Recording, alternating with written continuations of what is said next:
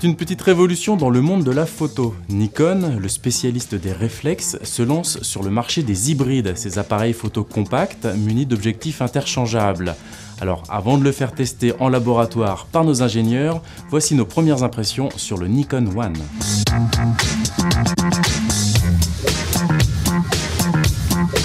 Avec son boîtier de la taille d'un appareil compact traditionnel pour seulement 294 grammes, le Nikon One est bien plus facile à transporter et moins encombrant qu'un réflexe. Il arbore notamment un flash rétractable et un grand écran de 3 pouces qui a le défaut de ne pas pouvoir pivoter. Il est également équipé d'un capteur de type CMOS, limité à 10 mégapixels et dont la taille réelle est inférieure à celle de la plupart de ses concurrents. Un défaut qui risque d'avoir un impact sur la sensibilité du capteur et donc sur le résultat final.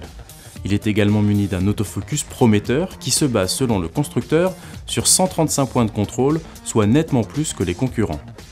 Le Nikon One se décline en deux versions. Le J1, le modèle de base, est avant tout destiné à ceux qui ont l'habitude de faire confiance au réglage automatique de leur appareil. Seules les principales fonctionnalités sont accessibles depuis le boîtier et il se décline en 5 coloris. Le V1, lui, est équipé d'un écran de meilleure définition, d'un viseur électronique et d'une entrée son pour brancher un micro externe. Il n'est disponible qu'en noir et blanc. Nikon a intégré dans son hybride quelques fonctionnalités innovantes. Avec les instants animés par exemple, il vous suffit d'appuyer une fois sur le déclencheur pour que l'appareil vous concocte automatiquement un mini-film au ralenti agrémenté d'une musique douce. C'est très facile à utiliser, plutôt amusant, mais franchement pas d'une grande utilité et assez vite lassant. Plus intéressant, le sélecteur de photos optimisé qui fait prendre à l'appareil 5 clichés d'affilée avant de choisir le meilleur d'entre eux.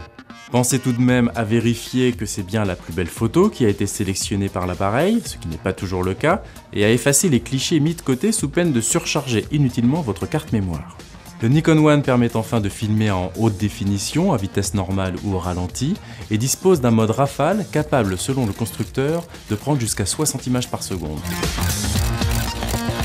Nikon a conçu 4 objectifs pour son modèle hybride, des objectifs plus compacts et plus légers que ceux des réflexes. Une bague permettra bientôt d'adapter ces objectifs réflexes de marque Nikon, une solution qui ne peut être que temporaire tant la taille des objectifs réflexes est disproportionnée par rapport à celle du Nikon One.